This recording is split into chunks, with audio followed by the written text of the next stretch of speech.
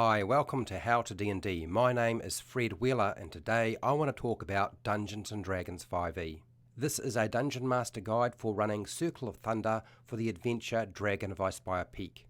The Circle of Thunder location is on page 18 to 19 of the adventure book. The Circle of Thunder isn't included on the Phandelver job board as it's not a quest and does not have to be completed. My recommendation is not to include the Circle of Thunder unless your party searches out this location from one of the quests organically. The problem with the Circle of Thunder, like all of the locations that feature Talos the Storm God as a threat, is that they distract from the dragon storyline. The goal of this location or quest is to stop the sacrifices to Talos the Storm God and defeat Gorthok the Thunderboar. Here are a few quest givers I can suggest to you. Most of them are included in the adventure. The party can be led to the Circle of Thunder by Xanth the Centaur from the Dragon Burrow quest. The party could interrogate a half-orc anchorite to discover the Circle of Thunder's location and its purpose. The group can learn about the Circle of Thunder's location from Falcon the Hunter while at the hunting lodge. Granok's map in the Woodland Man's quest has the Circle of Thunder location marked on a map.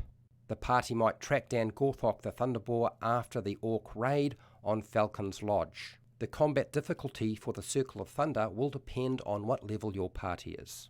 The combats will be easy for a party of level 5 and 6 Dungeons & Dragons 5e characters. The adventure doesn't need adjusting unless the party is level 4 or new to Dungeons & Dragons 5e. The online website Kobold Fight Club can calculate encounter difficulty for your group as far as that can be useful.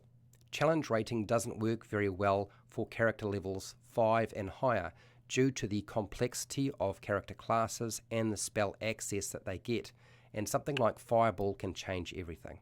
So how long does it take to travel to the Circle of Thunder? Travel to the Circle of Thunder can vary as the starting point depends on how the player characters learn about that location. Each hex on the Sword Coast map is 5 miles. A character can walk 24 miles or 5 hexes in one day. If you have characters riding a horse, they can travel 40 miles or 8 hexes in one day. You might decide that travelling through a forest is difficult terrain and that character's speed is halved. There are 2 travel encounters in this adventure. There is the Tree Trap and then Yargoth's Patrol. The Tree Trap is the first travel encounter and doesn't need adjustment for character level. The Tree Trap roots inflict a small amount of damage, about 5 on average or 2d4, and that is only if they connect. Characters have the chance to avoid the roots with only a DC 12 dexterity saving throw. The characters can try to escape the tree roots with a DC 15 strength or athletics check, which is only a 50% chance of failing or succeeding for proficient characters.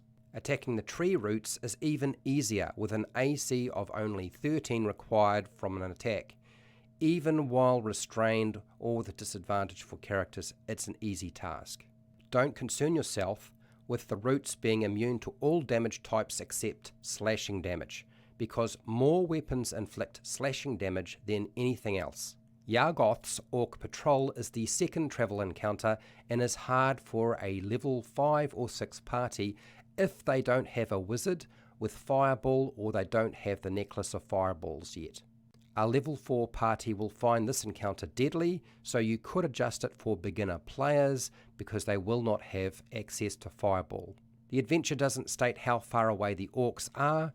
I would suggest starting your orcs about 60 feet from the party so they might be able to make attacks with their great axes in the first round. If you don't do this, the orcs probably won't get a chance to do anything. If the player characters are quick enough, they could snag the potion of greater healing that Yargoth the Anchorite has before he can drink it. There are 4 locations on the map. C1 is the henge, where you will find a series of standing stones.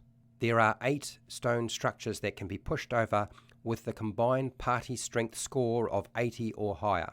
This type of combined party mechanic is an old system that encourages teamwork, but the high value is designed for large groups and for Dungeons & Dragons Adventurers League public games. So trim that down to 50 or 60 if you just have a group of 4 or 5 players.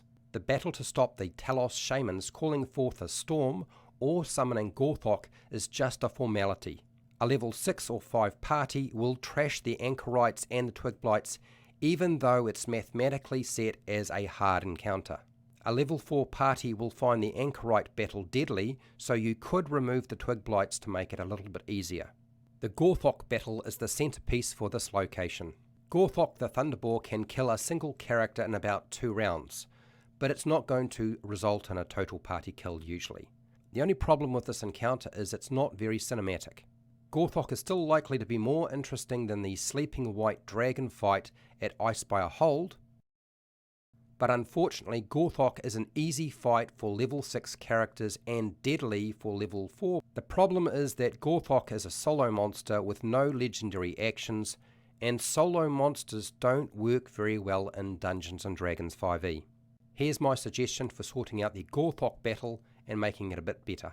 Give Gorthok the Thunderboar either 3 legendary actions for beginner players, or a legendary action at the end of every single player character's turn if you have experienced players. There's a series of small dungeons underneath the hill, and you want to make these a little bit more interesting and unique. Here's a way to do this.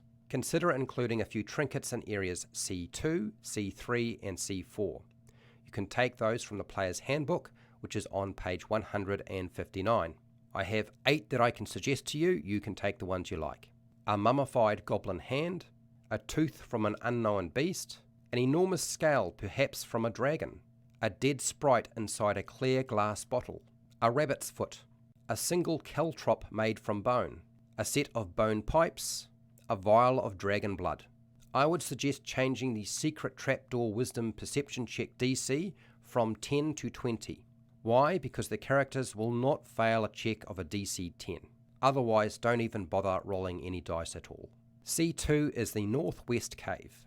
The potion of invulnerability will be saved for a boss fight by your players more than likely, because resistance to all damage types is awesome for a tank. C3, the Northeast Cave, has a +1 magic shield hidden in the floor. This is a great find for a character, probably even better than a +1 weapon. C4, the Southeast Cave, there is absolutely nothing to be found here as written in the adventure. This is why I'm suggesting trinkets. Now don't be surprised if your player characters decide to capture all of the boars or pigs and treat them as pets or eat them, because that happened to me. There is no good reason to include additional treasure like money or magic items, because there's actually enough magic stuff already in this particular location, and shamans don't usually walk around with a lot of wealth. That doesn't make a lot of sense. Now if you found this video helpful, great. I have a live stream video going into far more detail on this location if you are interested. I have a playlist for Dungeon Masters on how to run Dragon of Icespire Peak and the Lost Mine of Phandelver. Otherwise, if you're interested in something else, I have hundreds of videos for players and Dungeon Masters covering every aspect of Dungeons & Dragons. If you want to support the channel so I keep doing video content like this, you can through Patreon, the Amazon affiliate links down in the description, the merchandise shelf underneath all of my videos, or just watch my videos. Do all the usual YouTube things like share, like and subscribe, hit the bell button to be notified when I go live and when I publish new videos, and hey, till next time, keep rolling those 20s.